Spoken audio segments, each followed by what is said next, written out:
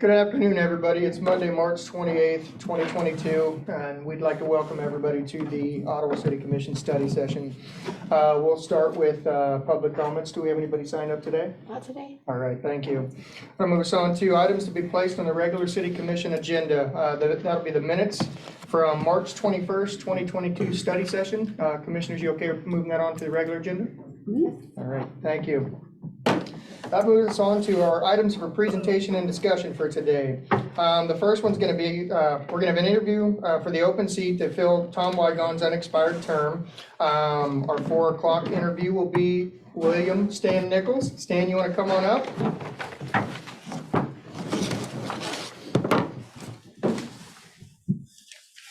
How are you?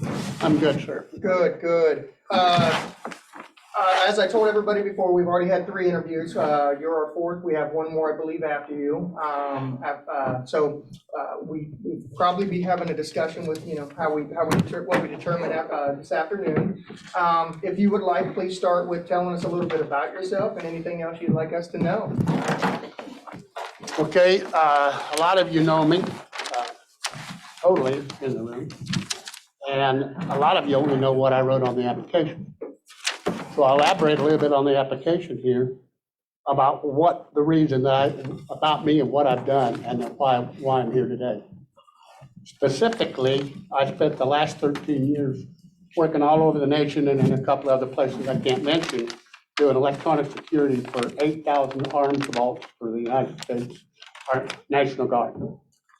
And I did that as a result of 10 years in the state of Kansas working electronic security on the 120 vaults we have here in the state. Before that, I was involved in the building trades and several other things.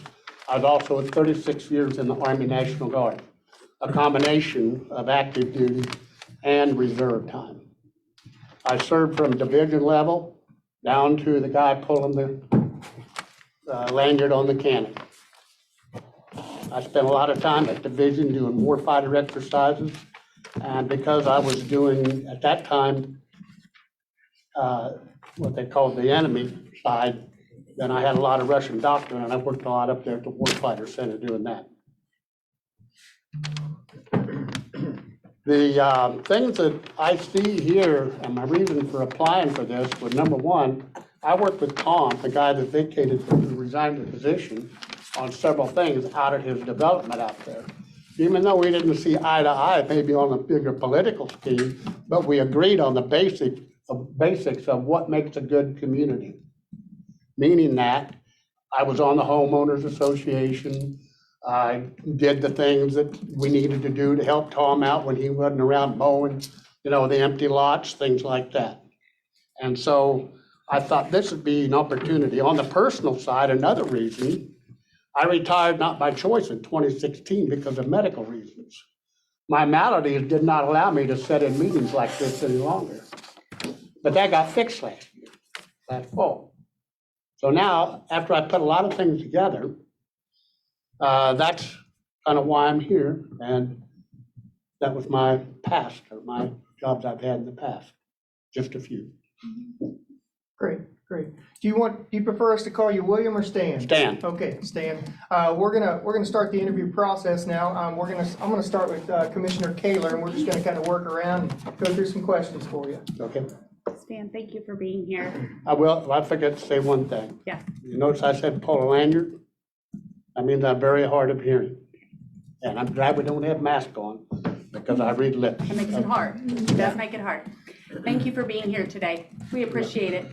Can you tell me about how you perceive the city of Ottawa? Right now, I pay attention to things that are problematic, and I pay attention to things that are really good. And in my mind, we're kind of leveled out a little bit. And an indicator is that we're losing 3 to 5% population from, the city parameters. Like 1960s, it was 12,500. It's still 12,116 or whatever. Depends on whose census you read. And so when I bring that up, the reason I'm saying that in reference to your question, the perception is we want people to locate here, but we got to show a growing community to do that, don't we? And if you're going down in numbers, and some people argue and say, well, we're going up in the county. Well, that's true, but it's still the numbers in Ottawa are the population's not growing that much. And so the other thing is, of course, I was born right out at Ransom Memorial Hospital, so, and grew up on Main Street. I know the history of Ottawa. I know a lot of things about Ottawa. One of the things that helped me, I was on the selection committee in 1981 for all of the lamps and the benches up and down Main Street. And oh my gosh, one business owner wanted the benches facing their store windows so people would look at their products. And other people wanted them facing the street so they could see their cars going down. So we just negotiated with them and says, we'll just take turns, and half of them this way, half of them that way. At that time too, but for the perception of Ottawa and what I did on that committee with Coke was one of them. I think Marty Owens was the guy, Chamber of Commerce director. But I had to work with the state of Kansas because that was 59 highway at the time. And the lights had to throw so many lumens in the center of the road to be proper, right? Well, the lights were picked out based on aesthetics of them looking down there with two lamp posts on each side and luminaires facing. So when you look down the street, you saw a post and a luminaires. The only problem was when they were placed like that, they didn't push enough light in the middle of the street, so they had to turn them sideways. And that was one of the things that we had to work through. And so my perception of Ottawa is the historical and the stuff I worked with in the past.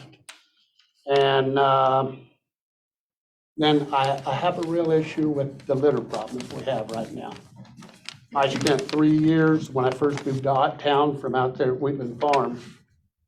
And I spent 3 years almost daily picking up trash from the levee at 2nd Street Dam, or 2 2nd Street Dam. And I did that religiously because I grew up there, right there from Hawthorne School on my bicycle down there to go fishing. That was after they took out the other dams closer. The other things that I worked on for this, of course, the street upgrades, back to the local Army National Guard. I don't know how many times back in the day I spent transferring generators from nursing home to nursing home during powder outages, not for the lights or for the health part, but just to keep the freezers froze for the food wouldn't perish, things like that. And as a local guy and self-employed, I had the time to do that. And now, as a perception, not as a perception, but one of the other things that I see something and I think it needs to be fixed. As I was walking back and forth for 3 years, picking up trash and driving by there, I just got frustrated looking at all these military stones leaning over and 2 inches of moss on them. So I took it upon myself to form a group, working through Michael Haefley, who is, you know where he is, and he and I were in the Guard together. Matter of fact, his dad and I were up at Division together.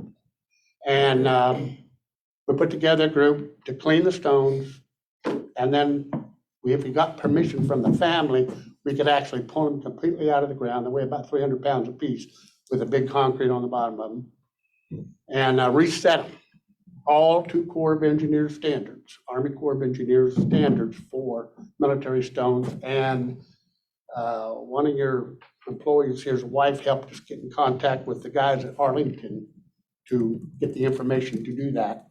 And at the same time, I got a hold of the CEO of the D2 Corporation for the cleaner, and he donates it all to us now. So anyway, those are just some of the things. I know that was a lot of answers to your question, but Thank you. yes. Appreciate it. Stan, what do you see as the current challenges facing the city of Ottawa? I just brought up some of them about the population growth. I get a lot of people in discussions asking me about my opinions of the empty, so far empty, industrial park. And it's my contention is that you have to have a clean, growing community in order to attract business. The reason I know that is my brother, older brother, Steve, he's passed on now, but he owned Glen O'Brien Partitions in Kansas City. He calls me up one day and he says, I got to go out to Hillsboro, Kansas. You want to ride along? I said, sure. What are we going to do? He said, well, I'm going to look at some sites out there to move one of our manufacturing companies out there. I said, okay, I went. Did I get a lot of knowledge? But we sat in a group just like this of the city trying to sell him, you know, and I was just sitting there listening. And I learned all the questions and the intricacies of that one example. And the most thing he was interested in was a dependable labor force. He did not care what the wages were, because no matter how much you pay them, they're not worth it if they don't show up. Okay, and this is old history, I know. Maybe times have changed so much, but I think that's important. It's a good labor force. And if you look at Ottawa, without knowing anything about Ottawa, you see decline in the actual population of the city. And a lot of guys aren't going to go into the detail and look at, as I stated earlier, the raise of population in the county, simply because of the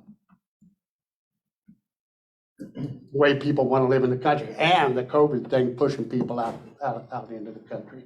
Your other part of your question is, I don't think we're maximizing and getting the good out of the intermodal that may be there. And that's not my thought. That's some people's thoughts at a group that was together last Sunday, as a matter of fact. So those are the main things. A good, clean community. Like I say, I just so much trash. It's just, you know, it just bothers me. You know, when it's so easy just to keep things clean.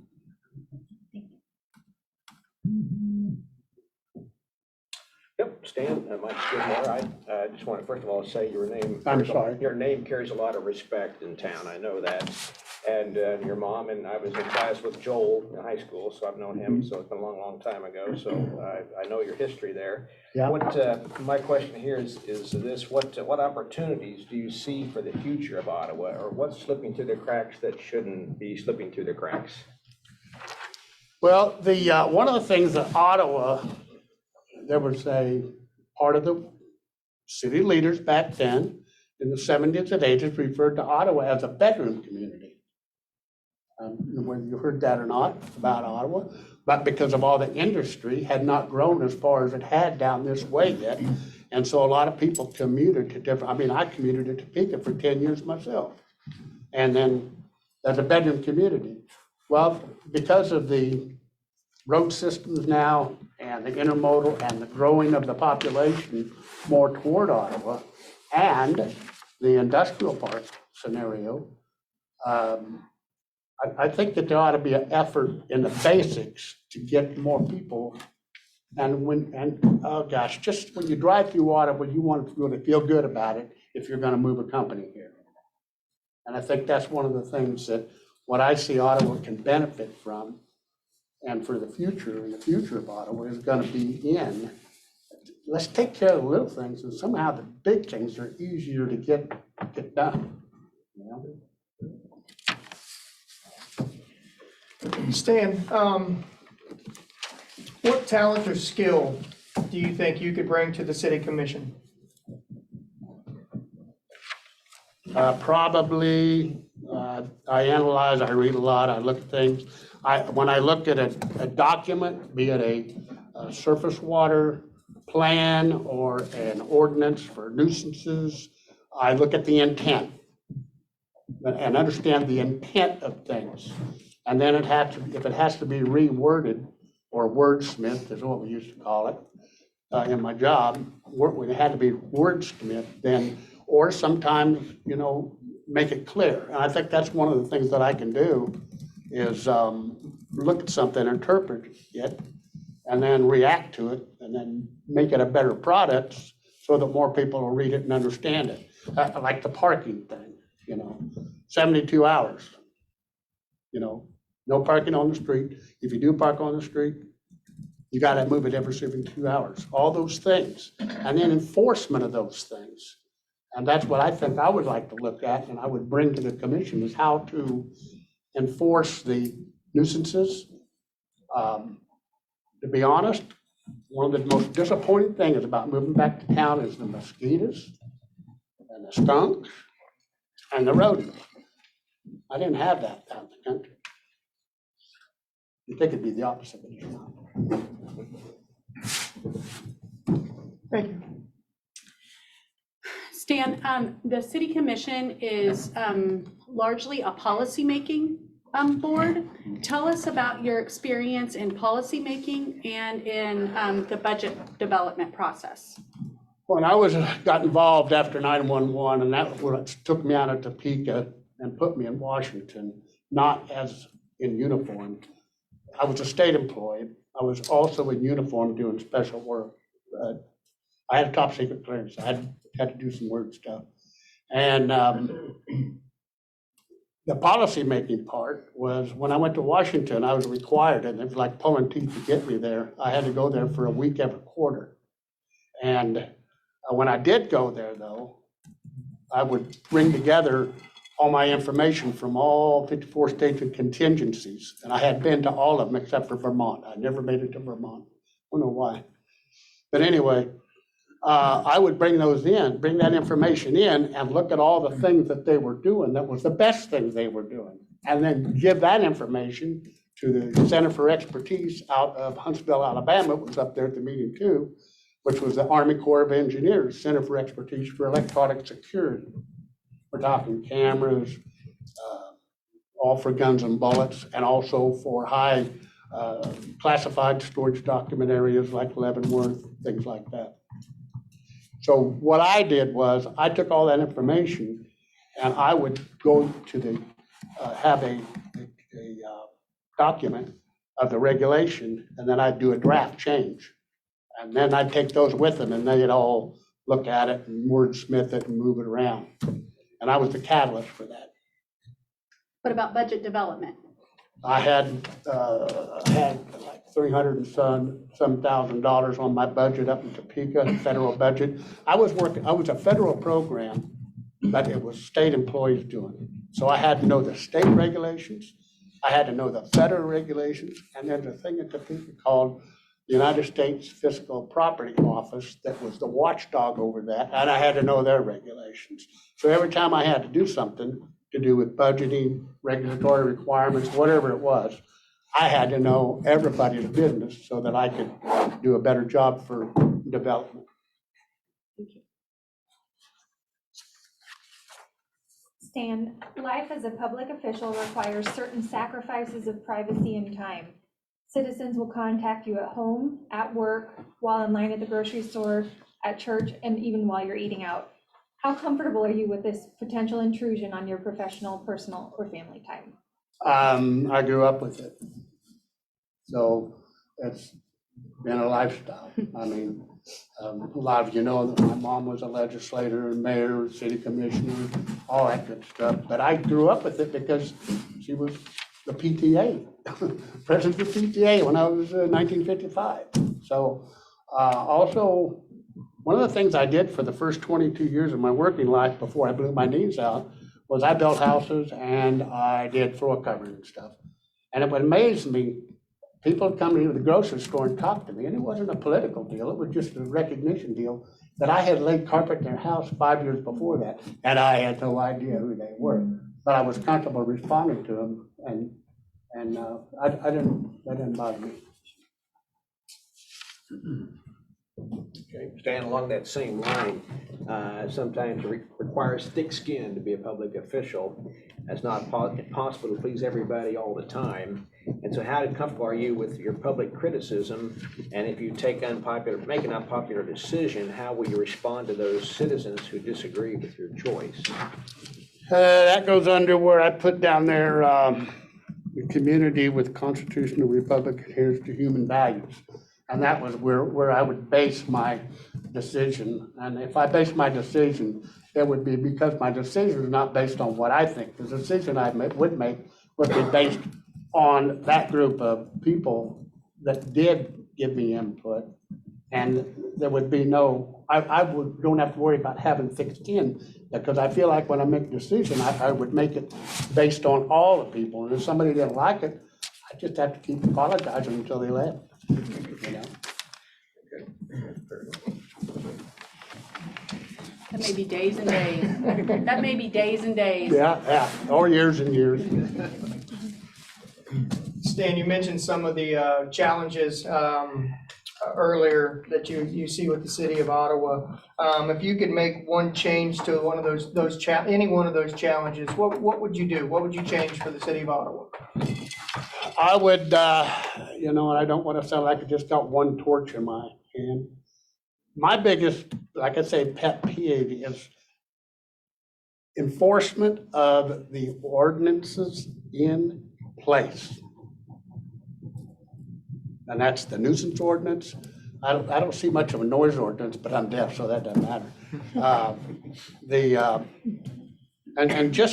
And like, for example, building permits for the right, like, to be honest, on a personal basis, I've got a fence next to me that I'm afraid every time the storms come up, I'm gonna have all kinds of damage in my house, at my house, simply because this fence is just like this, you know.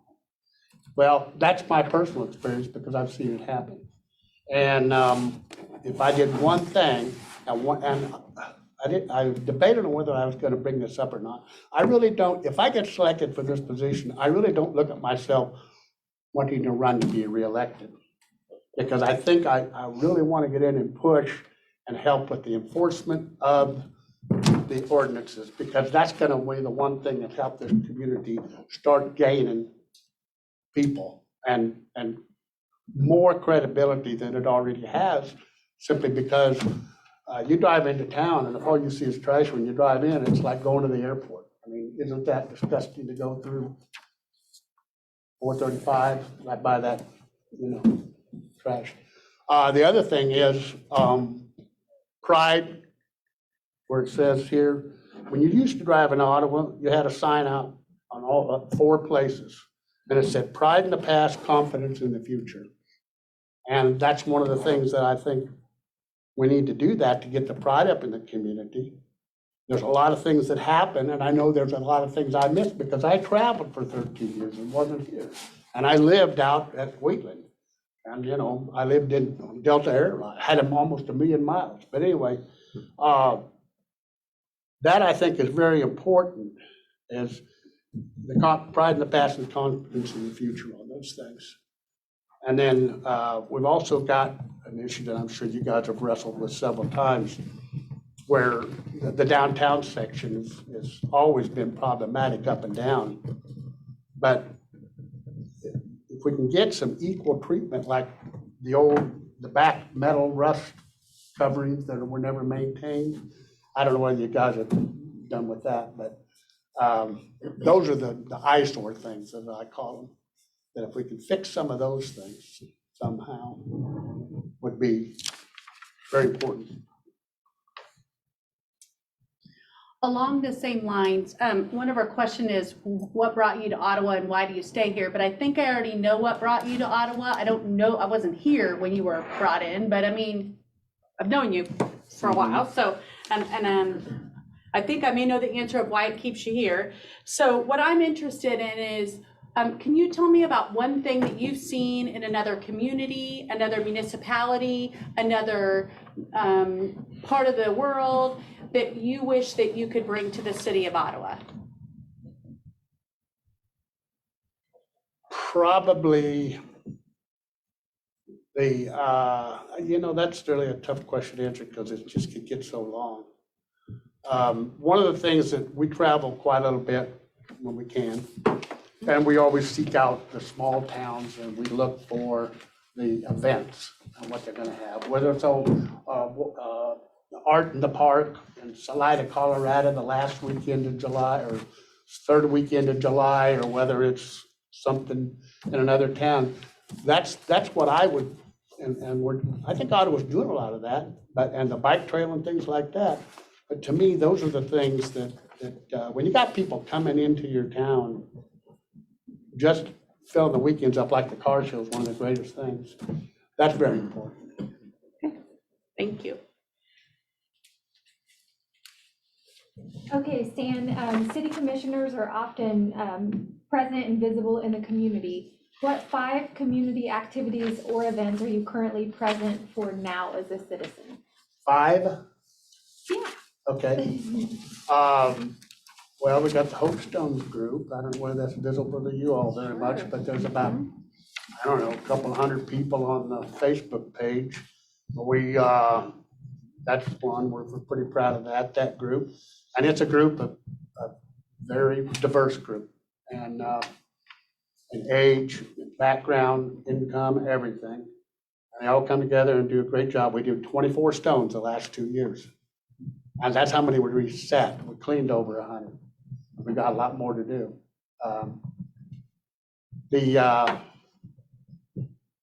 other current stuff is like at the Elks Club. I helped them out with some things. I rebuild things for them. Like they had busted up little awards that they hang on the wall. And then they got knocked off, so they give them to me and I fix them and stuff, hobby stuff. Recent, that's about it, other than picking up all the trash at 3 years when I first moved back to town. And prior to that, of course, was Chamber of Commerce activities, things like that.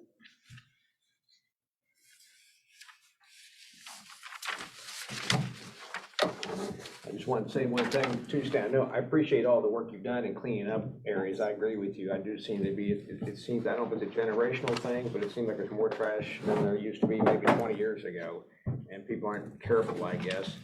Particularly Second Street Dam. I spent a lot of time there as a child myself, and it was clean and nice and great place to fish back then. And it did deteriorate over the years. So I really appreciate your commitment to cleaning that up and doing the painting and all that you did out there. A lot of time spent out there. I don't know how many hours you spent out there if you figured that in, but that was a great thing you did. Wanted to say that. Also, just wanted to ask, like, we had a November election. Is there any particular reason why you didn't want to get on the ballot last November for the election? I couldn't, one of the reasons I had to retire was because of health issues. And my health issue wouldn't have let me sit this long in any meetings. Okay. Okay, I got that fixed. that's good. Yeah. Good for everybody.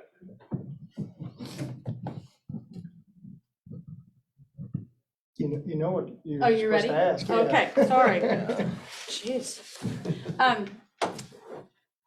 Thank you again for being here. What question have we not asked you that you wish we would have asked you?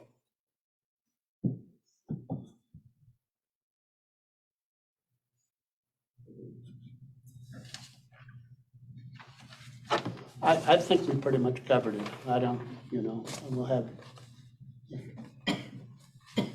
no, I can't think of anything off the top of my head. Stan, I'd like to ask this question too. Do you have an axe to grind in any way? Of what? Do you have an axe to grind in any way? No, not really, not really,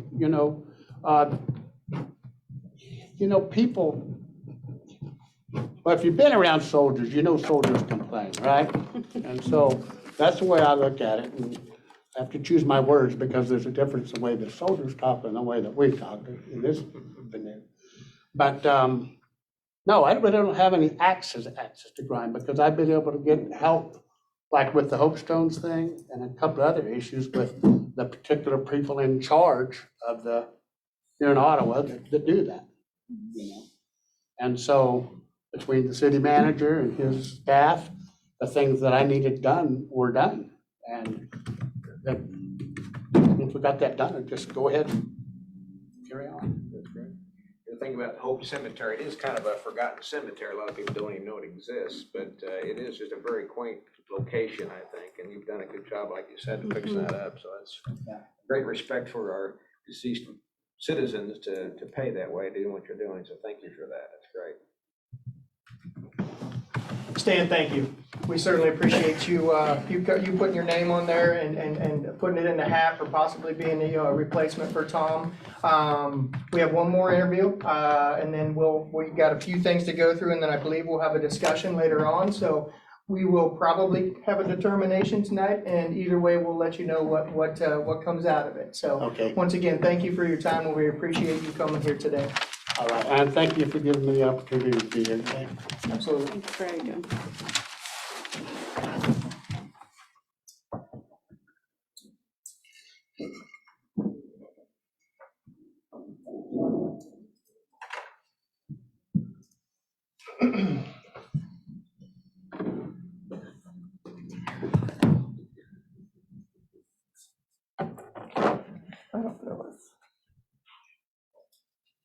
Just checking. So Commissioners, due to my relationship to the next candidate, I'm going to recuse myself from this part of the interview. Mayor Pro Tem Skidmore will actually interview Mr. Connor, and I guess he'll let me back in whenever he's done, so. 7 o'clock. That's all right. That's all right. Anybody need anything while I'm going? It will not be 7 o'clock. I'm just giving it. Perfect, thank you.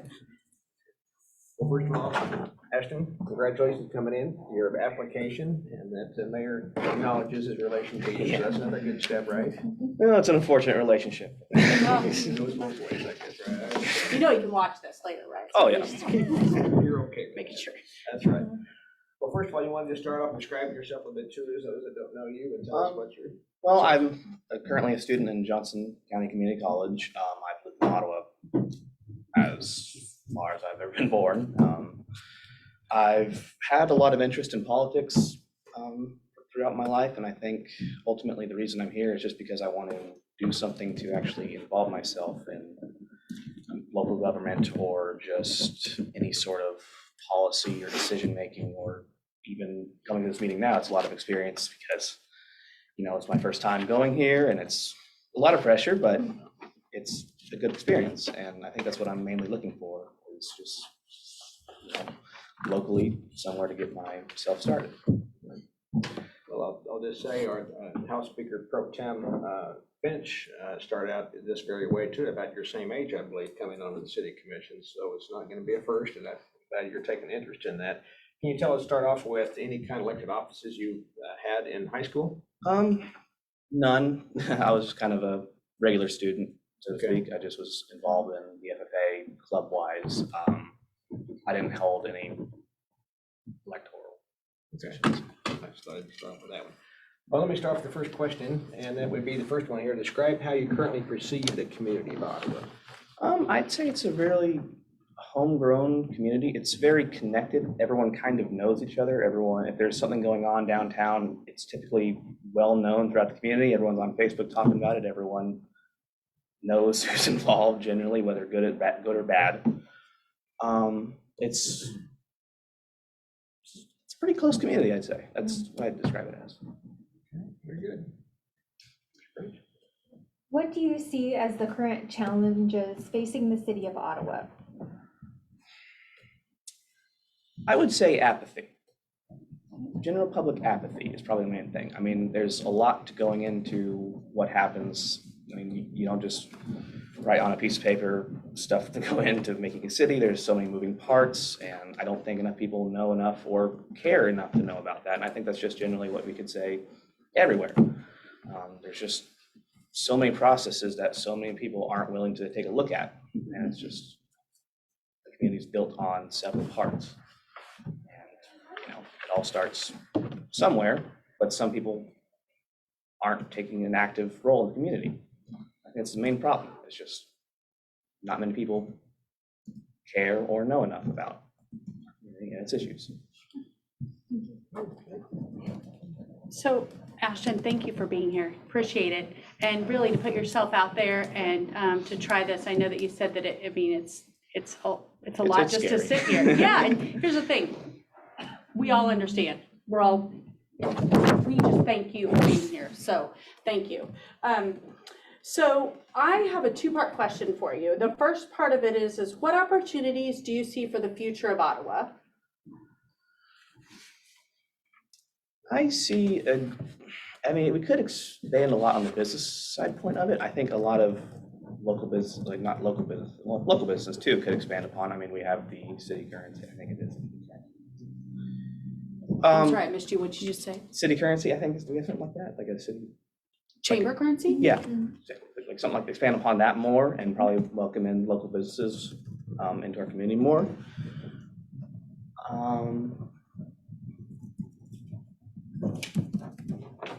I'd say we could probably open up ourselves more as a community as a whole too. We could probably expand some housing and allow more people in and grow as a city itself and just kind of evolve as a community. And so then my follow-up to that is, can you tell me about one thing that you've seen in another municipality, another community that you would like to put in place here in the city of Ottawa?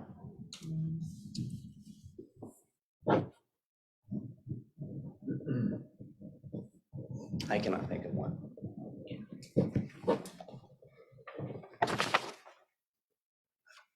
Okay, back to me, I guess.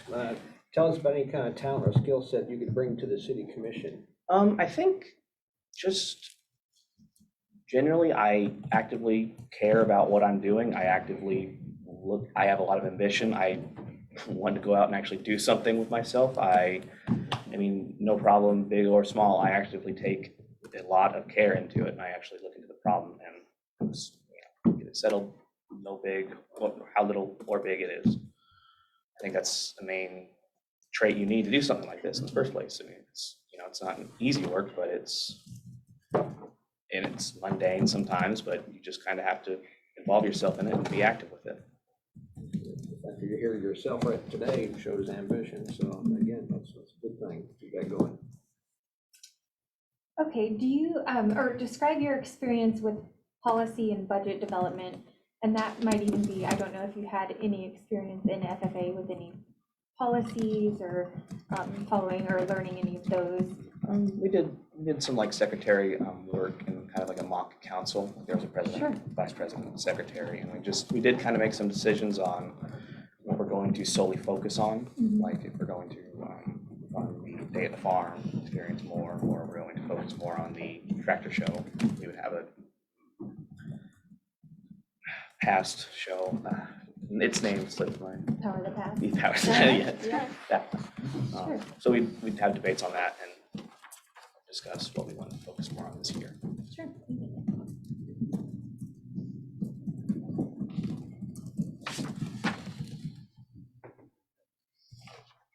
Is it me? I think so. Me? Go Okay, back. it's me. It's my turn.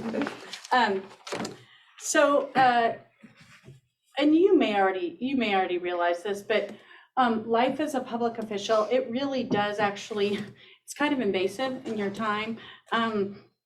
Citizens will truly contact you wherever you are, at home, at work, when you're at the grocery store, while you're getting gas in your car, wherever you're at. Tell me about how comfortable you are about that potential intrusion in your life. How would you prepare yourself for that? I'll be nervous at first, definitely, but I think it's an active learning experience, and it's part of the job of yourself. You're going to deal with agitated citizens. You're going to deal with people who aren't too happy with how the city's going, and I mean, I think I'd be relatively comfortable with it. It's just you have to. I mean, it's part of listening to your community itself. I mean, whether it be officially here or outside of it, you have to take an active role in listening to your people. And I think ultimately I would be completely comfortable with it, and it's just part of the job. Okay. Well, you know what thick skin means, right? Mhm. As a public official, sometimes you have it's a requirement. It's not possible to please everybody all the time, every day. And how comfortable are you with public criticism, whether it be voiced or on social media? And when you make an unpopular decision, perhaps, how would you respond to those citizens who disagree with your choice? I think I would just kind of listen to them, like I said earlier, and alleviate the concerns, and maybe next time I do make a policy decision, I could actually highlight more on what their concern actually was and why they were so upset about my decision. You kind of have to take an active review of yourself, especially if you're getting a lot of criticism. And I think that's the main important skill you have to learn, is just self-criticism. And I'd be fairly comfortable with it. I mean, I'm not always going to make the right decision, and I'm fairly comfortable with criticism. It's just, again, part of the job and part of life. If you could make one change in Ottawa, what would it be?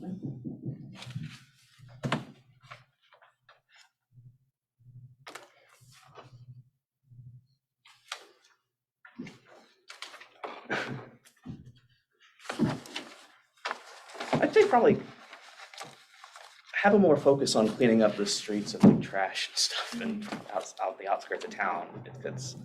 I've noticed that a lot lately too. It's like where you drive out and there's just a lot of litter on the streets and stuff like that. It kind of puts on a negative eye to our community if you're driving in and just see stuff litter on the side. I guess that would be the main thing, is just kind of a refocusing on litter. Thank you. I'm glad you bring that up, Ashton, because this weekend is community cleanup Oh. weekend. So That's right. it's, thank you for having that. Nice. You didn't even know you were, there you go. So if individuals are watching this and they're thinking, yes, I've seen that too, they can be a part of community cleanup this weekend, and we want them to help. So it's everybody's responsibility, right? So tell me about, since you've lived here, you said most of your life, and maybe not all of your life. Oh, all of my life. Okay, so you've lived here all of your life. Tell me about one thing that you think the city does really well and one thing you think we could do better. Again, the community. I'd have to say it's the community. We do really well. We're close knit. But again, the issue of apathy is what we're a very close knit community. We're very local. We know what's going on. Everyone's on Facebook talking drama. I mean, that's just what happens. But I think that's what we do right. We do have a strong community. Everyone pretty much knows everyone. It's a local town. It's a small town, and that's kind of one of the strengths we get from it, is just having this interconnectedness of our lives. It's just everything influences everything. Everything that happens in Ottawa, everyone will eventually know of, and it builds upon Ottawa. But and then the main issue, I'd say, is again just the apathy. Like there are times where, especially when it comes to local government, people just won't seem to care. They'll think the election is just, something that doesn't really matter. It's not going to influence our city at all, when it's really a major part of the process, what goes on in this town. It's what makes Ottawa, Ottawa. Yeah, this will be your last question, maybe, unless other commissioners have other questions, but a little bit about your personal life, your spare time, what you do. We'd also like to know if there's any community activities or events you currently present for new as a citizen.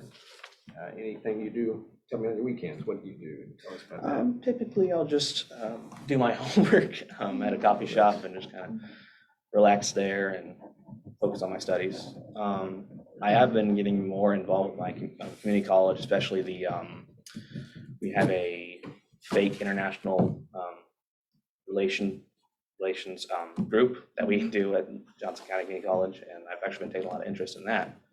And it's basically a mock UN. So one person will take the role of another country, and we'll kind of do debates based on that, whatnot. And that's basically what I do. Okay. I'm pretty much a full-time student, so. That's good you're doing. Anybody else have any other questions? I have a couple different questions for you. There are lots of other board opportunities and lots of opportunities to give in our community if you were not selected for this position. So tell me about, have you ever applied for another board with the city, or have you ever looked at other boards that we have I have available? looked at other boards, and I would take definitely an interest in there. I mean, if it's not a good fit for me here, then I certainly would easily consider another board position. Okay. And yeah, I mean, I've looked at them a lot. I've looked at the negative. If I don't win, that's fine. I'll just look at other boards and yeah, take an interest in them. Okay. And so the final question that I always ask is, what question do you wish that we would have asked you? And what is the answer to that? What is it critical that we know about you? I think it's. I think I've already stated what I want you to know about me. I don't think there's anything else I have to add. I'm just starting out. Like I said, I'm just starting out. This is new to me. This is a scary experience. So I don't think there is much other to me, really, that I can think of. Thank you. Last, we're gonna talk about, we've had 3 other candidates last Monday and 2 today, so we'll be looking over our answers to your questions and your resume here. Kind of will, I was thinking if I was your age at this point, I would have run out here screaming after the first question, so I appreciate you sitting here during this. It's a good experience for you. Thank you. And I appreciate your commitment to our community. I do want to continue telling you to finish your education. It's a great thing you're doing there. I'm glad what are you studying right now? Do you know yet? Political science.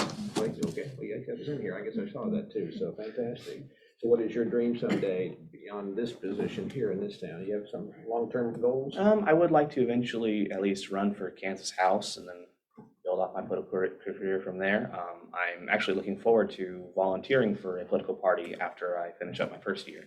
So I'm gonna look for a summer internship at a party position, local in Kansas or something like that. Good.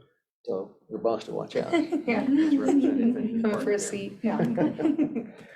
Okay, Ashley, well, thanks very much. Appreciate you coming in today, and we will let you know. Thank you. All right, thanks.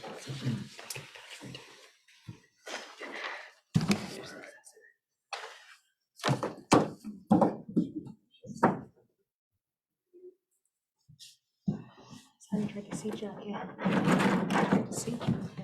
Pardon? I tried to see Jack. Welcome back. Thank you for letting me back in. It's cold out there. Really is. Were you outside? Oh, in the lobby. It Oh. felt like I was outside. All right, I guess that'll move us on to item 2, which is our development agreement with Homestar Builders for the Markley addition. Richard, you got some updates for us, please? Yeah, and Sean's here also. So here's, and I think Sean would agree with me. We pretty much have everything done in the wording. Darby and Sean's lawyer have gone through it. The only thing we're waiting for, and I think I probably just got it. Yeah. Is we do an attachment to show what the value of the sidewalk is.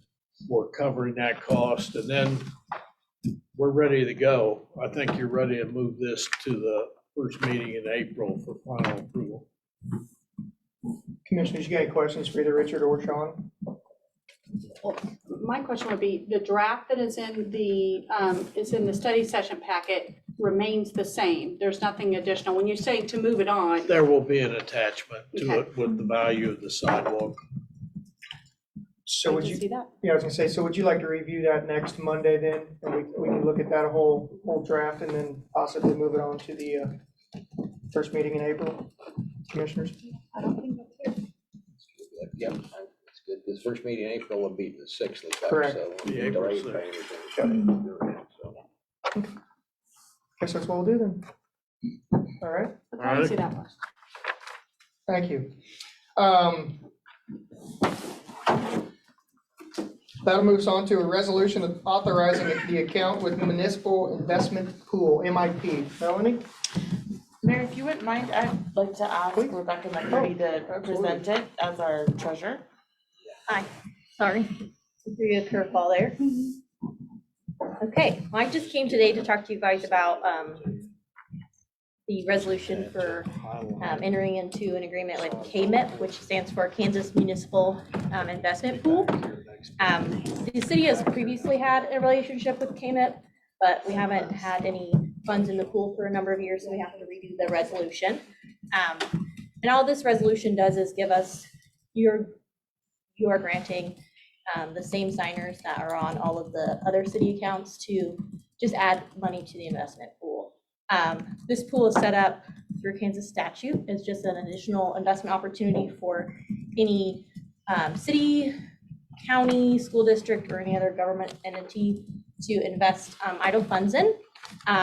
The reason why we're bringing it to you is you'll see in your memo a nice little graph we made you that shows that the rates that have been, so it shows average monthly rates for January, February, and March, and the KMP offerings have been higher than the local bank offerings, and so we were just trying to be good stewards of citizen funds.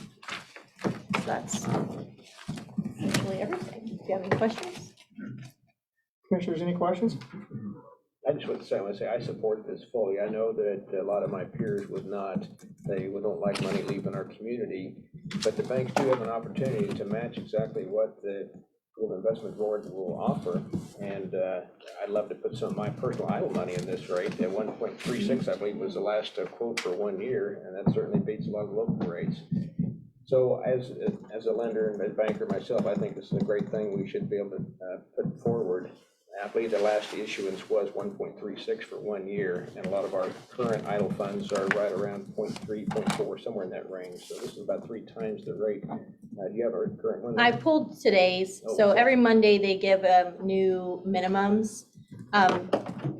For full disclosure, the minimums on that they post are not always the rates that you get put into KMIP. So I pulled the average that they've actually were giving if you invested versus the stated minimums. Right. But if you're a member of KMIP, the statute says you have to go to your local establishments first. So we'll always start local first and give them the opportunity to match this stated minimum. And then if they are unable, then you can put the money into KMIP. So we always will go local first. Yeah, I appreciate that. And like I said, it gives all the local banks a chance at it, and if they don't, then we have other options, and it's a good thing. And I do believe, when even Blake was here, I know he recognized that fiduciary responsibility we have sitting around this table. We have to report to the citizens who elected us and who are taxpayers, and we're responsible to invest this money the best that we return we can, whenever we can. And so I think it's a good alternative, I'll put it that way. And this week's 1 year stated is 1.57. Wow. Yeah, that's the minimum they have listed. Well, I completely agree with Commissioner Skidmore that, it certainly is our responsibility to do the best we can with the citizens' money. And if we're not looking at something that's paying 3 times what we're getting now, I don't think we're doing our job correctly. So I completely agree with you. Commissioners, any questions for Rebecca? No, the action you're looking for is for us to move this on to, do you need action today? Maybe that's what I should ask. No, we were just looking to add it to your next regular meeting agenda. Commissioners, you okay with that? Yeah. I am too. All right, we'll do that. Thank you. Thank you. All right, that'll move us on to a recommendation to add 10 residential properties to our neighborhood revitalization program. That brings Richard back up. And Michael Hall, welcome. Thank you. So this is a Mike and Richard show day. I'm normally not up here on neighborhood revitalization, but because this is Mike's first one, and there is a peculiarity to this one, I thought I would help him out with preliminary remarks.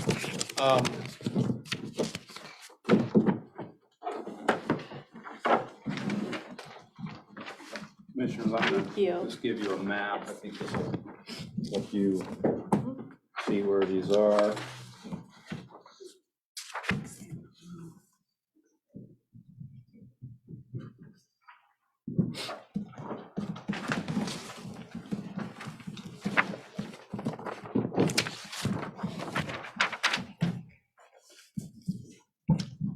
And Michael has a formal presentation for you, but the peculiarity is 904 South Olive Street, which is outside the boundary line, but got approved. And let me run through, and I talked to our representative on the board, trying to understand why that took place. And I'm not sure I have an answer for you.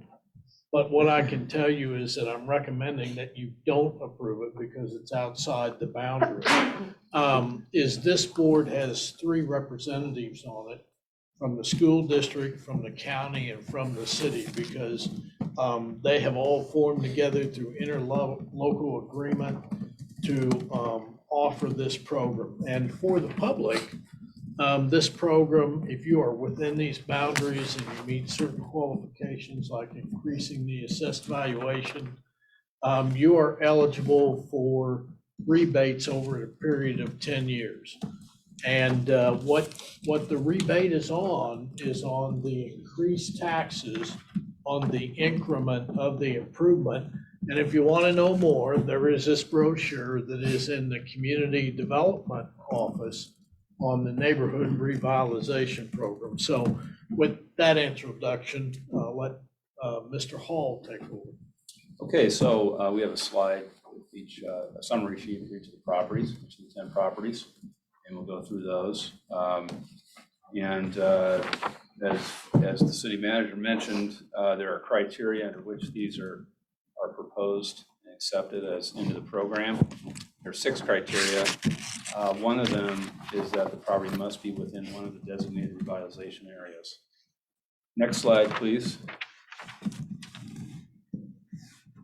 So this is the first one, and this is eligible, 605 North Main Street. On the screen, there might be something in the way there, but this is in your packet. It shows the improvement value, it shows the current appraised value, and then it shows the estimated value of the improvements on the top. In this case, the estimated value of the improvements is $170,000, $169,000, and this is a new single-family residence.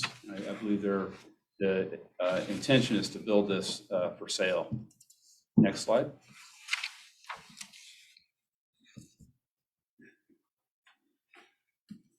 Is there, before we go any further, is there any way that individuals who are kind of driving the bus on our virtual experience, could you move that box that shows us that Vanessa is on here to another part of the screen? I don't know if we've got someone who can do that. It's just going to prevent the public from actually seeing some important numbers. We have anybody with IT or anybody who could do that? Fire department. Can you move that guy? Yes. Thank There it is. you. There Thank you you. go. There it is. Thank you. That's pretty awesome. Would you like to go back one so that we can show the last one? Sure, we can do that. So this is the first property that's on the list, 605 North Main Street, a new residence on this vacant lot. My understanding is this is being built for the purpose of selling it. And you can see the existing value and the substantial increase in value that would result from this project. Next slide, please. This is also a new residence being built on a vacant lot. And this one, the intention is to build this for rental. You can see that the estimated value of the improvement is $225,000 over the current value of $19,360. I think what's exciting about this is new houses being built in an area in the city, central, definitely an infill lot. So this is really a good thing. Next slide, please. So this is a remodel of the single-family residence, and this is owner-occupied. Current value is $71,200. Estimated value of the improvements is $64,300. Next slide, please. So this is also a remodel of a single-family residence, and this is owner-occupied. Current value, appraised value is $190,300. The estimated value of the improvements is $150,000. Significant. Next slide, please. So this one at 317 South Sycamore, it's a remodel of a single-family residence. This one is, apparently this one is being remodeled to get it ready for sale. Current value is $55,450, and the estimated value of the improvements is $60,000. Next slide. This is 904 South Olive Street. This is the one that's located right outside the NRP map boundary. On that map, you can see this is just right across the street from the plan area. This one, of the 10, staff is recommending that this one not be included in the program because it does not meet all of the criteria because it's outside the plan area. Question on this one house, yeah, I recognize, and I know this place, I drive by it twice a day going home, and so it looks like there's one house in that block before you get to the Oaks or Canterbury Court where this is located, and it looked like, yeah, across the street to the north and to the east is in the boundary. Do we know why this was not included originally in the plan? I can't answer that for you. Okay, and I what's just don't know. what's involved in, if we were to add to it, is there much involved in adding locations to? Well, what I can tell you is, and Michael's taking a look at what the criteria is, but here's what I do know. This program is set up by an interlocal agreement between all three governing entities. So, in the end, any changes you want to make, I think, have to be approved by everyone. Okay. And I think, you have this neighborhood, revitalization board set up, that's really where you want that, the request to start from, is that board. So different cities do it different ways. Michael tells me that Topeka had a different way of if you were outside the boundary, how they handled that. But it can be done, there's a process is what I'm trying to tell you. Well, that's what I was wondering about. Does the timing of the process make a difference if they were working on this? Can it be retroactive, or is that something that we have never? I believe because of the criteria, the plan boundary has to be amended. It's amended by resolution by the city commission. And then once that's amended, they can reapply. So I think potentially, I believe this could be amended, but I feel a little bit not quite ready to answer all those questions. I would hope, unless we see the city attorney fall over in a thing and the community development director fall over in a thing, if this was amended, that they could be held harmless in effect. Okay, so that's what I would hope. And this isn't, I mean, if we were to modify the boundaries, it's not the first time ever that the boundaries have been modified. I mean, I know that in the time that I've been on the city commission, No. we have modified the boundaries. Yeah. This isn't a brand new idea. Correct? Yeah, it is, and we just have to understand the process, and this application got in there through no fault of their own. And I guess along with that, if we were to talk about adding, we might want to look at, are there other neighborhoods that maybe have been left out inadvertently that we might want to add it during that same time? So just talking with the commissioners here, we might want to consider that. I would hope that we have an answer for you on amending that, at least the process that we will go through by the time you consider this at your regular meeting. Does the, and you certainly may not know at this point, I just don't want someone to watch this meeting and then say, well, why didn't we answer this question? But does the process go beyond the three boards? Is there also an approval process that goes to the state? Or is there a notification that goes to the state if we've made those changes? Or is there an additional step? There used to be a step in there where there had to be given final approval by the Attorney General's office on the interlocal agreement, but I would need to check on that to see if there's anything beyond the three entities. Or Michael and the city attorney can check it out. Because you don't have anything else to do, Michael, so thank you. Yeah, well, I've learned more about your program than I expected in a very short amount of time. And now it's your program. Yeah. So next slide, please. This is just a slide just showing you where it's located. You can see it's right adjacent to the existing plan area boundary. Next slide, please. So this is a remodel of a single family residence. Current appraised value is $62,280, and the estimated value of the improvements is $75,000. Next slide. So this is a remodel of a single family residence. Current appraised value is $49,700. Estimated value of the improvements is $40,000. And this, the intention is to prepare it so it can be sold. Next slide.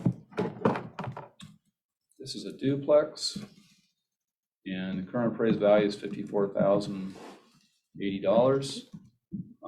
It's a remodel. Anticipated or estimated value of improvements is $56,154. And they're preparing it for sale, apparently.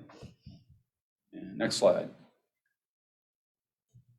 I believe this is the last one on the list. The current appraised value this is a remodel of a single-family residence. Current appraised value is $49,800, and estimated value of the improvements is $20,000. And so these all meet the increase in value criterion. It's just the one has the issue with being outside the plan area boundary. I think, big picture, my understanding is we usually don't get this many in one batch, that's what I've been told. And there's a lot of construction activity in these projects, and it's all good. It's helping to meet the housing need that's been identified. And so I think that's kind of the overall positive message here. It's just that we just need to look into what this applicant could do with the ones not currently in the plan area. Well, this is more of a presentation that we've had in a long time on neighborhood revitalization, but it's certainly exciting to see people, and I think it's really the goal of the program, is really to take the infill and try and bring up the value of homes that are located within our community and deep within our community, really, not just on the outskirts. I may say that I am the individual on the city commission that is the representative for neighborhood revitalization program. I don't think there was, and I signed off on the olive one, I'm gonna tell you, because the reality of it is that if I would have driven by it, I wouldn't have known it wasn't in there. I mean, it doesn't stand out as being somewhere that shouldn't be a part of that program, but it's not. And so, that was not communicated to me, but I'm not sure that there was, I'm not sure I'm gonna go strong enough to say, I know there was no malice in what happened. It just, I think, was one of those things that, that particular address didn't make it in, and it's that address. We've all driven by there, and I'm sure that we all could collectively agree that that house could really use some revitalization. And we'd all like to see that happen. However, the law doesn't allow us to do that because we haven't designated it that way. And you're right, Commissioner, and I just want to make sure that we do it right. So when they do get the opportunity to be Yes. approved by you, that they get to do what they want to do.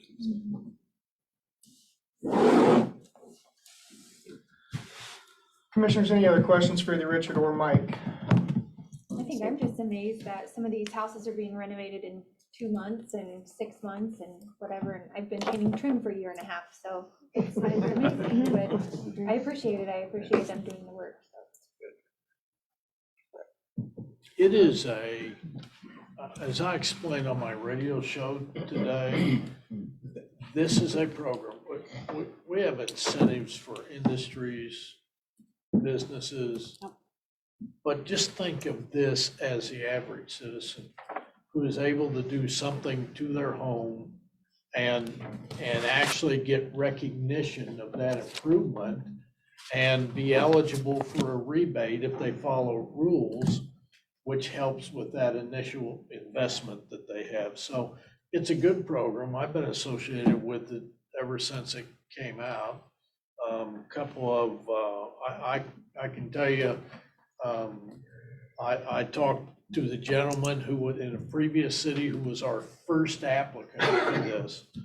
And they actually moved back to that community and built a brand new house in a neighborhood that needed upgrading, and what he and his wife did 20 years ago really helped bring that neighborhood forward. Definitely. I think our commissioners 5 and 10 years from now will be thanking us too. It's a good program all the way around. Everybody wins. Commissioners, are you wanting to see this again next Monday? Or do you just want to move it on to our regular meeting with the updated information, and if we have any on Olive? My suggestion would be to move it on, except for the Olive property. I would be okay with that, that's for sure. Okay. Thank you both. Commissioners, would you rather have the discussion about the open seat or do our monthly reports first? Rather do monthly reports. All right, that's what I was thinking. Let Okay, them go. all right, go ahead. Oh, me? Yeah. Hey, I'm gonna make it so easy for you. I have no questions. All right. Commissioner Graves. I just have Well, a comment here, if I could, let me just, well, do my arm workout. I was noticing on the IT thing, that our Facebook reach was up 390%, which is shown on page 78. And so I was wondering if that was us being confused for Ottawa, Canada, or if our commission meetings are just getting that popular. Well, I'm sure that's because that this commission is very popular with Ottawa, Kansas, and that's why. Okay, I'll take that one. I think there was some, this is Paul Summer, I think there was some confusion with Ottawa, Canada, and I think there was a Facebook post that really caught a lot of attention locally as well. That always helps out. Okay, very good, thank you. Paul, I was gonna take the credit for that, for being the new mayor. Yeah. I mean, you could have said that. It's in the That's what it cards. was. Yeah. And then I just had a question for Cal.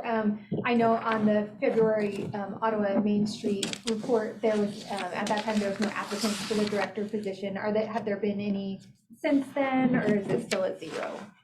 It's still at zero, and we've had no questions asked. We're going to, later this week, we're going to boost the post and try to get some more engagements, and I've already talked to Richard about sharing it again to the city, and I'll talk to Scott about doing that at the state level. But so far, at $25,000 to $30,000 a year, we've had no interest. Okay, thank you. And that's all I have. Commissioner Skidmore. Well, on page 56, 50, well, wait a minute, 58, I guess it is, of our idle funds, I like seeing these courses and watching when they mature and thinking that the potential we can have with this municipal investment pool. It just seemed like we, last time, or maybe I'm mistaken, did we have more than 3 million in idle funds that we've been using some of the money for other purposes? So this is just what's invested. And what we talked about before was that we wanted to reinvest and we were kind of waiting to see what the rates were going to do. Okay. And then also that we were going to try and space those out a little bit because I think even last month, I think you made the point that we had like 4 CDs mature all in the same month. So we're wanting to space those out. So we do have some, we need to make up some ground there by reinvesting some of that, but I think our target goal is 5 million. Our That's why I target was goal thinking is 5 5 or million. 5.5 million we had that goal. So some of that's in our cash funds right now, just waiting for the timing to be, okay, good thinking, that's a smart move, so, good, Yes. I like that.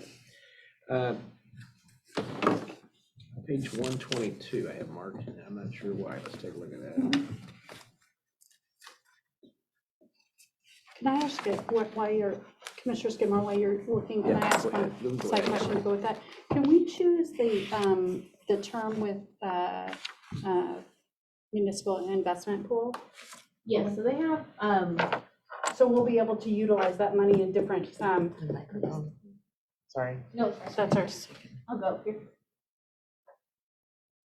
Yes, they have different, just like CDs at the bank, they have different, they have short-term, they have year, 2-year more, it just depends on what we want to do. And so that's been part of our conversation too, is how much we want to put in long-term investments, how much we want to put in short-term. And to answer your question, we actually had 5 CDs in mature in February, and then we had 1 already mature in March as well. So we had quite a bit all at once, and so spacing it out I think seems that's like good, a you're getting smarter that spaced decision. out a little bit, and do that. Also, I guess the purpose, and I think about rates, if we're in an increasing rate environment, it's better to stay shorter term, like maybe 6 months or a year, because they'll be repriced more often or sooner, I guess. And so that's also a smart move on your part to keep that in mind, but you're doing it the right way.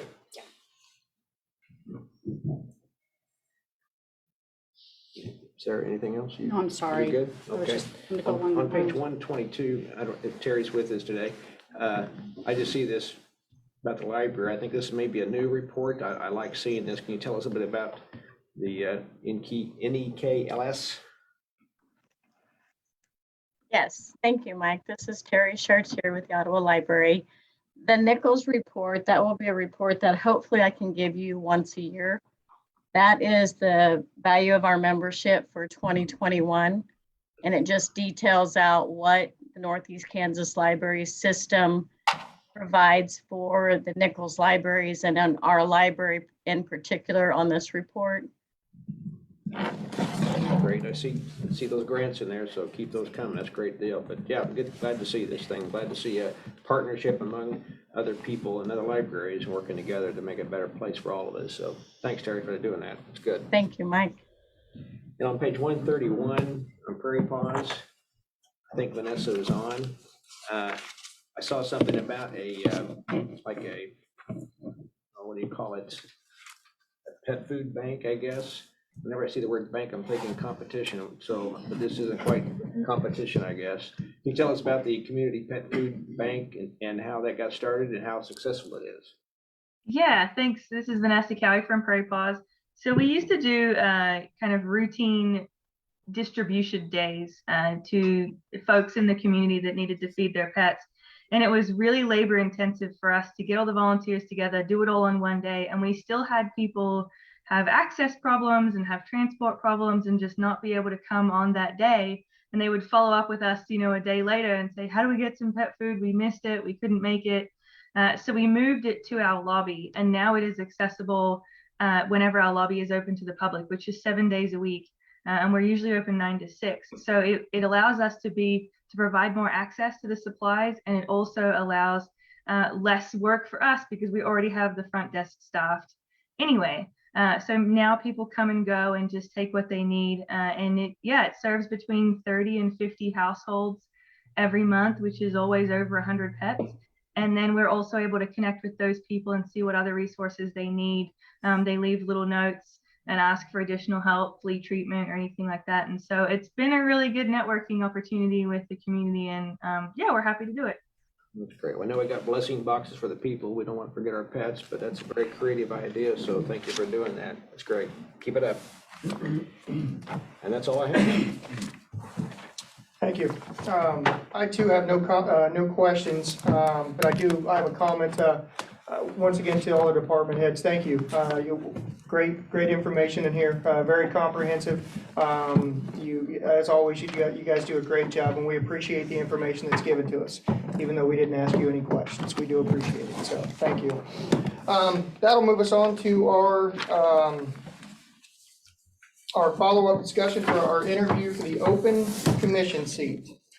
So, commissioners, as you can see, we have a whiteboard up, and we used to do this a few years ago. As a matter of fact, I used to be on that board.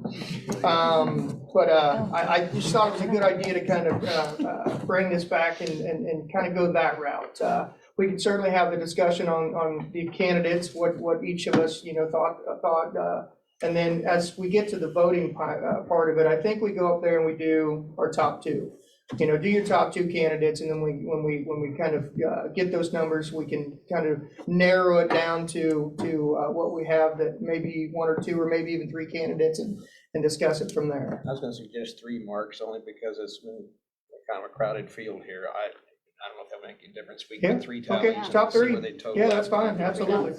Yep. As you can see, Glora did a great job of putting the names up there. I told her if I would have wrote it that we wouldn't have been able to read the names anyway. So if you want to, like I said, when we get to that point, just put a notation next to it, which not in any particular order at this point, just who you think would be your top 3, and we can certainly discuss it from there. So anybody want to start with any comments or questions or anything like that?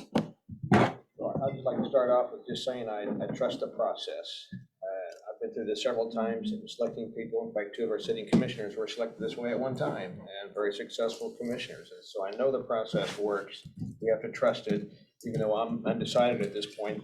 But this is kind of the way it works, and we talk it out. And I appreciate that we can all be honest with each other, be very blunt and honest, and express our views. And then I know we'll select the right person at the end of the day. And I think we have some good choices. I think everybody interviewed really well, and it's kind of tough, kind of tougher than I thought it would be. Well, and as I mentioned the other day when the question was brought to us of what we look for in a commissioner, and if we could take a bit of each one of these and mold that into one commissioner, it'd be a great commissioner to fill Tom's spot. So great candidates for sure. I think everybody has something unique that they can bring to the table that maybe is not even represented now.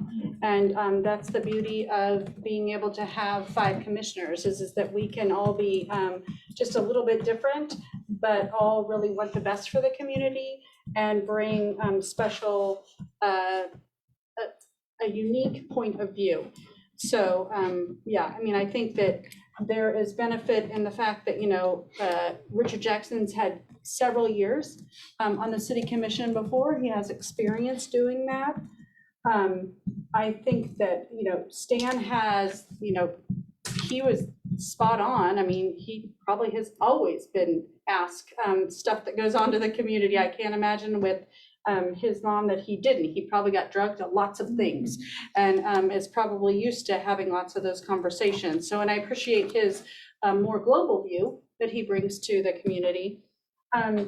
I am always excited when I see young individuals who are interested in making our community better. And so I think Ashton certainly fits that mark. And what he has lack in experience, I think he has makes up for in drive. And that is exciting to see. Mr. Griffin brings, and I know that Commissioner Skidmore is already going to say it, so I'm going to steal his thunder. I mean, he brings a lot of fiscal knowledge, and we certainly appreciate that because the budget is a really important thing for us, and it really is one of our main jobs as commissioners. And Mr. Clayton, Zach Clayton, brings to us kind of an experience that we don't have, and I don't know that we've had it since I've been on the commission with an IT background. And appreciate that. But not only does he bring an IT background, but he also is working in our community on homes. And I'm not sure if he's applied for neighborhood revitalization, but he sure might have, and he might in the future. So he brings a unique perspective too. So I think every single one of them brings great attributes that could, we could certainly contribute or can contribute to the betterment of our community. And also point out that Zach was the 4th runner-up in our last election in November too. And so I think sometimes when I think about I think he had 500 votes roughly. There are people out there that voted him close to being sitting there even before this. So it's hard to ignore that as well. But yeah, you're right. Richard's got the experience, and I think John's definitely a numbers guy, and I love him for that. But he seemed to be very well prepared to analyze any budget that you throw in front of him. Much quicker than I could, I know. And yeah, I appreciate Stan's dedication to our community. I mean, talk about a cheerleader for our community. He's certainly it. So this is going to be a very difficult decision, I'll say.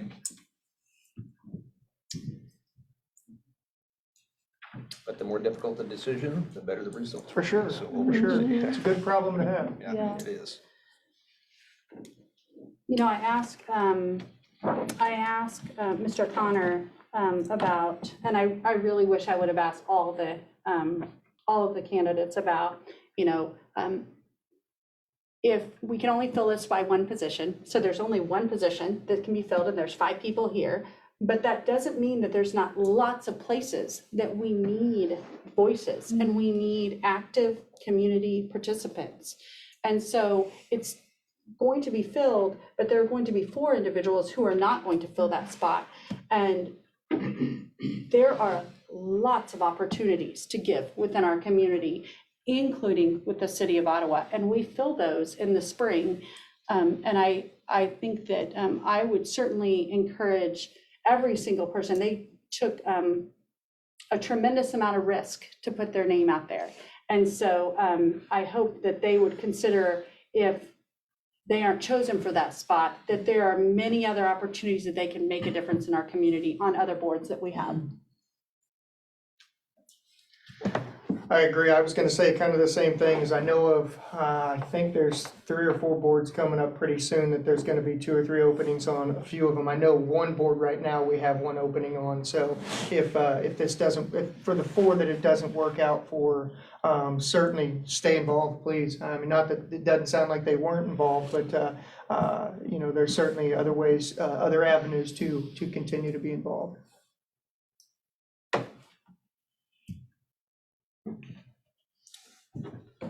Do we want to do our initial 1, 2, 3, and then go from there.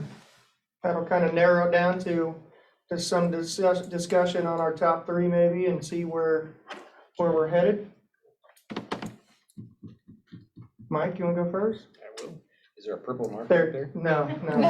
It Goodness, It- no. Maybe you quit. could mix the two, is that a red up there, you got red and blue? Yeah. You could try it. Goodness, no. Oh, you They want even the make green? purple markers?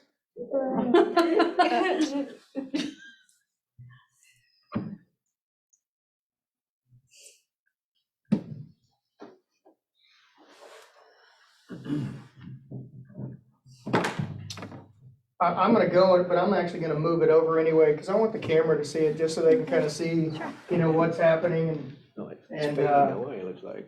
Did I not? maybe we'll get some. Is it erasable? I was like, wait, did My you vote doesn't vote? count? It just disappeared, your vote disappeared. I'm like, did you vote? What's going on here? Mike's changing his mind. Yeah. I'll use a dark one. Oh, there, now it shows back up. Let me use a different color here. Are we doing dots? Oh, we're doing lines. See if it stays this time. Those are, Good. those are kind of squiggly lines, but I guess they Oh, look like. I think it's like not taking the ink. Okay, well, whatever. Yeah, I we'll guess- just have to I hurry. guess, Ariel yeah, I has guess to we gotta go first. So, yeah, Jeez. Hurry Oh, up. let me go. this will get this You get discussion three- over You got quicker. 3 votes? Yeah. Yeah. Did you vote? Yeah. Okay. I'll hurry. Goodness. Disappearing ink.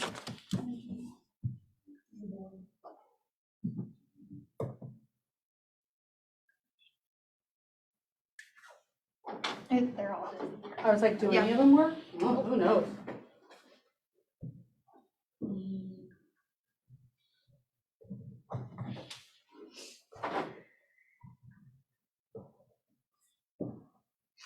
You better read them quick. Yeah, no, that's why I was writing them down. Okay, well, it looks like to me, well, I mean, we have a tie for our third, so we're still have our 4 there. So it's, we're down to Stan, Zach, John, and Richard. Does anybody kind of, I know Sarah, you kind of went through each one of them individually, and kind of told us how you felt about each one of them. Does anybody else want to kind of go through and see, and maybe we turn it into a little bit of maybe why they might not be a good fit, just because, that might help narrow it down some. Do you want to take Ashton's name off? Yeah, I So can do then that. we can make sure that we're, Maybe. Vanna. We run out of stuff? Yeah, or the. I don't know how she got the names to stay on there, but the colors don't, the votes don't count. I'm like, there is a whole other line of argument or jokes that I hope Yeah, I Commissioner would Skidmore say, gets that. You You're working on it right now. I can't even wait. That has given me anxiety. We will. Yes. Figure this out somehow. I think we ruined the blackboard. Well, yeah, I think this happened in Florida in 19. Hanging Chad. More chats. Just be ready. It's never the same. I mean, if I could maybe start off some discussion, my first thought is, I guess, I don't know if we can say our preference or not, but I think Zach would be a really good fit. And the main reason I say that is, as Commissioner Skidmore had pointed out, he was the next vote getter in the last election, and clearly put forth a lot of effort into running, and has obviously been very interested and active since then. All of the other candidates were super, they brought a lot to the table as well, and really, we would be lucky with any of them. I just felt like with him having, John had also been on the last election as well, but Zach was the next vote getter, so I thought it would be fair to the public. Well, and I agree. I mean, Zach put on a pretty good campaign. He did come in fourth, not too far behind third place. So the public spoke then, that they liked, what he thought and what he was, running for. So I think that's a good idea. you know, just to play devil's advocate here, you know, I have a couple concerns about a few of the others. John was a great numbers guy. I think he'd be good when it came to budget season. My concern with John is, we talk about thick skin and being a public figure, and I'm just concerned about, with his calm demeanor, how he may handle some of those altercations if he was ever involved in one. So certainly a concern I would have. Stan's certainly a knowledgeable guy, great steward of our community. I love what he does for our community. I think some people know Stan because of his social media though too, and that could be a turnoff.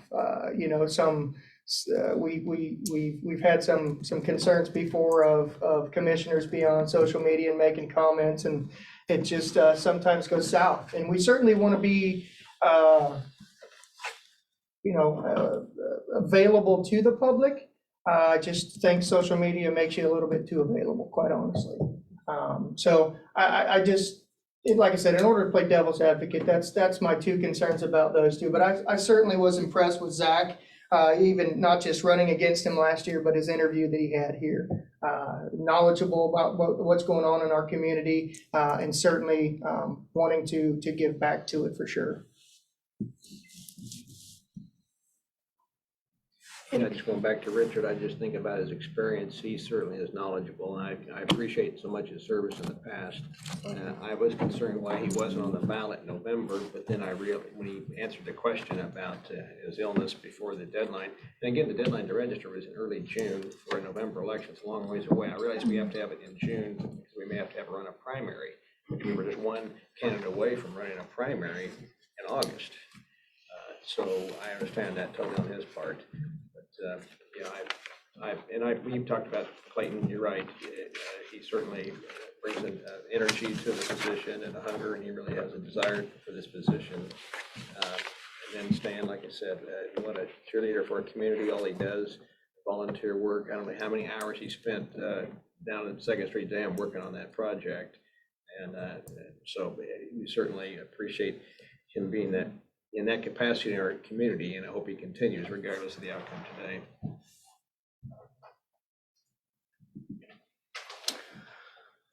You know, if we're looking at this, and it is, you know, just one vote difference, and I know it's hard to tell because now it really is vanishing ink at this point.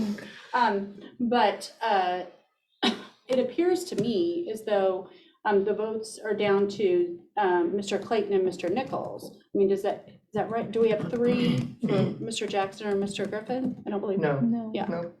So it appears to me as that we're down to those 2. Now, certainly, I think any of them, like I said, bring things to the city commission. Mr. Jackson did bring a really nice list of questions and concerns that he had to the city commission. I think he gave it great thought. And I think actually everyone gave it great thought, but I appreciated the list that he brought to us. And I think he's right. I mean, there are some things on there that we probably need to consider. I do actually also think that Mr. Nichols and Mr. Jackson, and it may just be because of their experience in the world, that they do bring a different view, a different worldly view. So something to consider. Not that I don't think Mr. Clayton and Mr. Griffin won't get there, or maybe they're there and they just weren't able to tell us about that, but I do think that Richard and Stan have more of a global view. So if I'm reading that right, Jackson's got 2, Griffin's got 2, Zach's got 4, and Stan has 3. Correct. Okay. So would you guys be okay with eliminating Richard and John and leaving it to Zach and Stan? And we'll just go up there and put a notch next to whoever we are between the final 2 and go that route? 4. If we got 4 for 1, I mean, it's entirely how you want to do this, Mr. Mayor, but I don't know, we've got 4 on 1 and 3 on the others and 2 on the other 2. It doesn't matter to me how we do this. Sir? That's what I would have done when I did this process. I would have just, I think I did dots, but lines, dots, whatever. Whatever we can get to stick up there is what we should definitely use this next I time. was gonna draw a trapezoid, but I. Yes, yes, Okay. and so trapezoids, yes. So we okay with, is that what we're just leaving it to Zach and Stan and making a decision between them two? Okay, I'll try to see if I can get the, I can listen if you'd like. can you? Can we just have the Can you do a black better marker? job than- We just have the black marker is all I really care about. Black marker's staying. So leave it to Stan and. Yes, please. And, yeah, and Zach, please. That's all right. I think we broke it. We're gonna need another whiteboard. Put it in the budget, Richard. That's out of your budget, city manager? Yeah. That's my new whiteboard. Which department did this come from? Yeah, exactly. What? We ain't got no whiteboard. I've never been provided with a whiteboard. Yeah, golly. Well, I guess, Mike, if you wanna go first, you, Do we want to erase Yeah. this? Oh, yeah, I'll start over here. I'm still thinking here. well, if, I can I was gonna say, Yeah, if it's somebody like has a I can go. decision made, they can certainly come up and.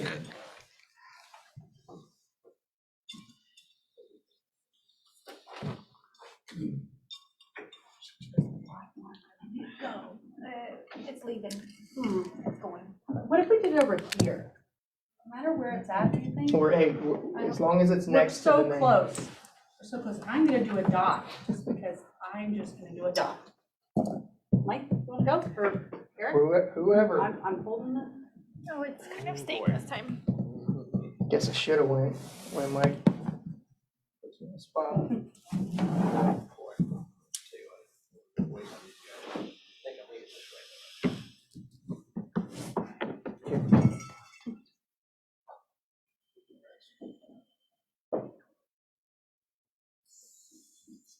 Oh, I'll go with Zach also, so.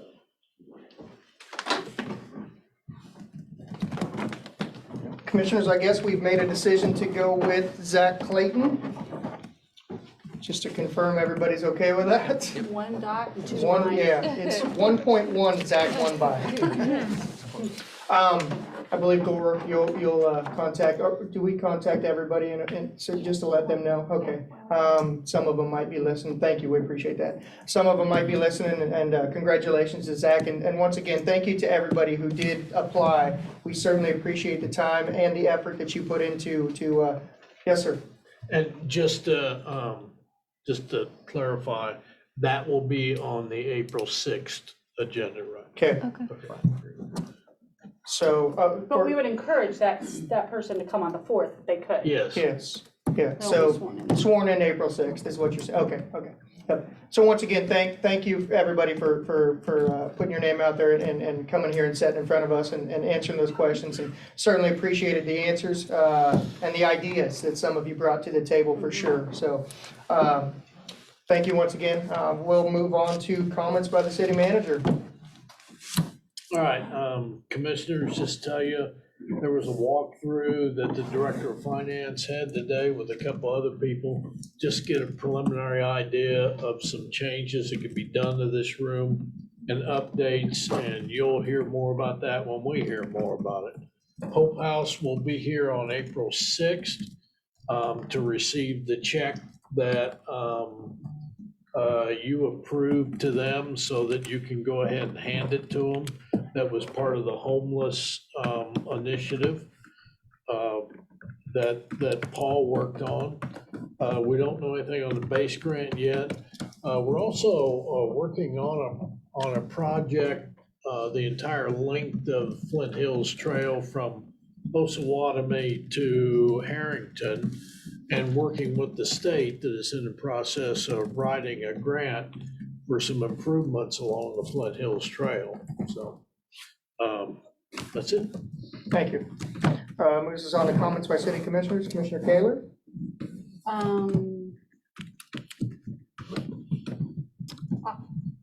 I brought it up when Ashton was interviewing, but this weekend is community cleanup, and would encourage individuals to not only look around in their front yard, in their backyard, and just around their neighborhood. But, you know, if you've got other places that you go to, if you walk to the park and you can clean up some stuff, that would be great.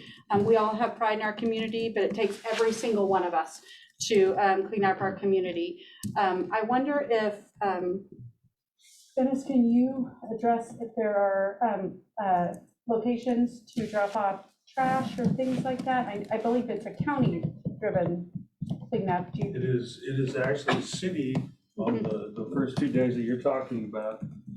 And, okay, I'm gonna forget one of them probably, but anyway, the first site that we put together was out at the county recycling area. There will be dumpsters out there. Then there will be dumpsters directly across here from City Hall in the parking lot. And then there will be dumpsters on the north side at the salt shed, the old salt shed, where they've been for actually the last several years on the north side. And that's right off of Enterprise Street, so. Dennis, can you tell us what's not allowed? Are there some things not allowed? And then Yeah, tires are not allowed except on the north side at the salt shed. And then any kind of oil-based paint, any kind of recyclable material is not allowed. Now, latex paint is allowed in the trash as long as it has been conditioned to a solid form.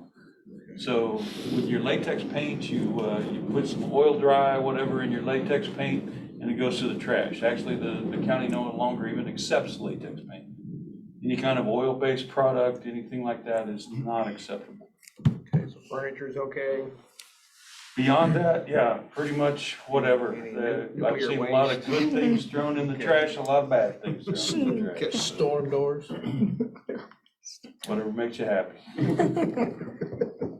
And Dennis, Well, the reality of it is we'd much rather see it in those dumpsters than in the alleyway. It is called cleanup day Yes. for a reason. Yes. Yes, absolutely, absolutely. and if the public needs any more of that information, it's on our, Ottawa, Kansas Municipal Government website, or Facebook page and stuff, so they can certainly gather that there. And I think also, Dennis, if I remember right, the county also, I think, will have a specific day for cities that can go out to the landfill. Is that Yeah, right? there are free days out at the landfill that the county is sponsoring, and I cannot tell you what those are off my top of my head.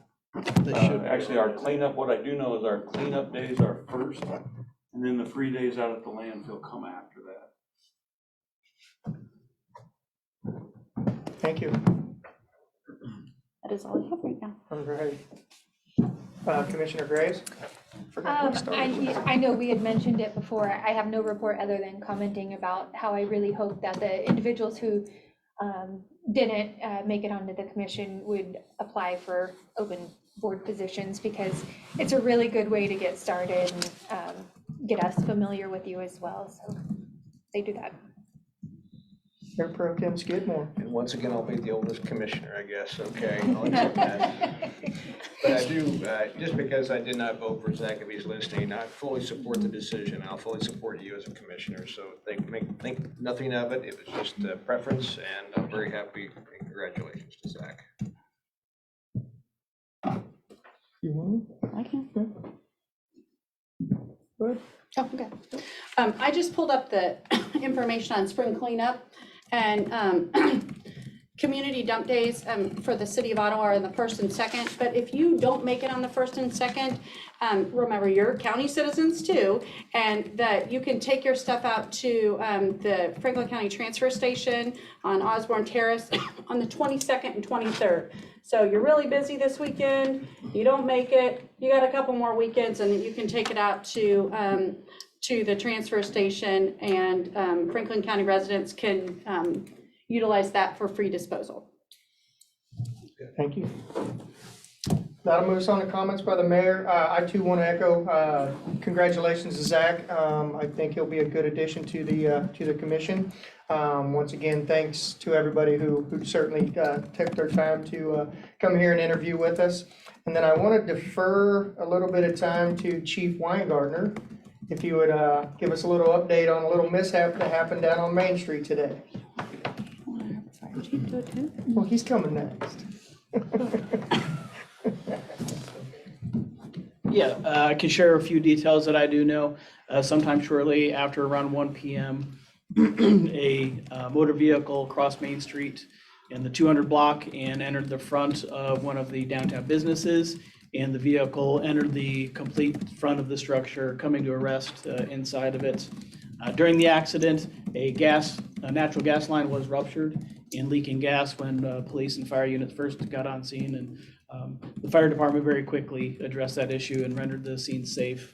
And then the Franklin County Ambulance Service arrived and extricated the driver out, who was transported to Advent Health Ottawa for minor injuries. And I would like also to comment, Mike Hall's staff was there very quickly to assess the structural integrity of the building and rendered that safe. So in short order, the accident was investigated. The driver was transported to the hospital for minor injuries. Fire department was able to contact Kansas Gas Service, who quickly responded to address the gas leak and then certainly render the structure safe. And the owner was contacted and en route. And when I came to this meeting, they were still working at the front of the building to secure it. Thank you, Chief. Chief Matthias, you want to add anything? Oh, come on down, please. We want you on camera. Sorry. I really didn't think you had anything to add. We just wanted to That's bring it right. up. I Yeah, just want to call thanks. Chief Matthias in, you know that.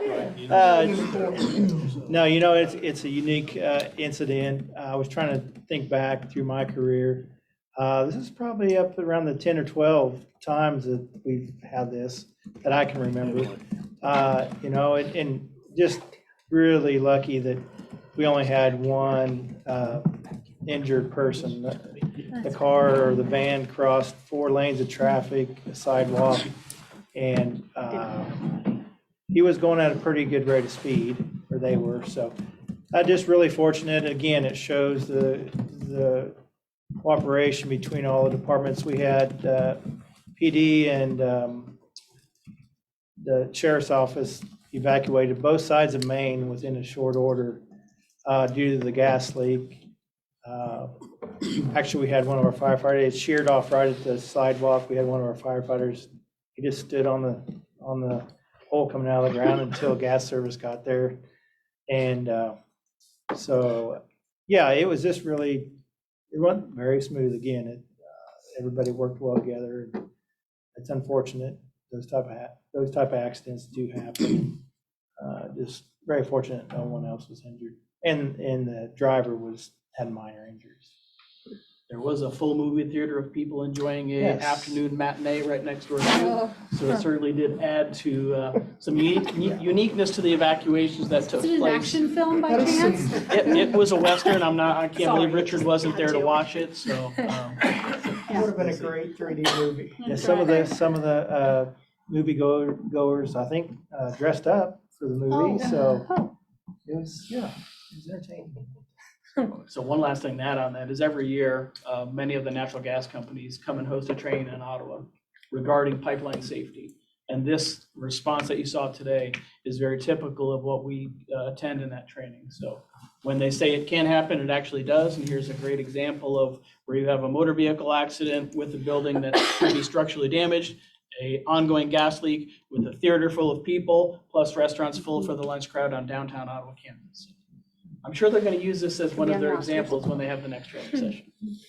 And then one, real quick on the structural stability of it, I had called Terry and Mike down just real early in the incident to get their eyes on it, and they done a thorough investigation, deemed it safe.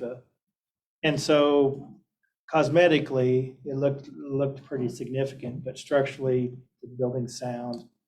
1883, I believe, so they still made a good product back then, so. Well, thank you both for the update. The reason I wanted you to do is we know that there's going to be some pictures shown. There were some good pictures going around. So I just want the public to be aware of the facts for sure. And certainly, the concern of whether that building will be able to be repaired is good information to have, because we certainly don't want to lose any more buildings downtown. So Thank you right. all for the Thank you. response that you had, and certainly getting in there and getting it done and taken care of. Thank you. I have no more comments. Just move on to the announcements. We have our Chamber Award celebration Thursday at 5:45 at the Ottawa University Schindel Conference Center. We have our next study session at 4 p.m. next Monday, and then we have a regular meeting April 6th at 7 p.m. Do we have anything else that anybody wants to talk about today? If not, I'll adjourn.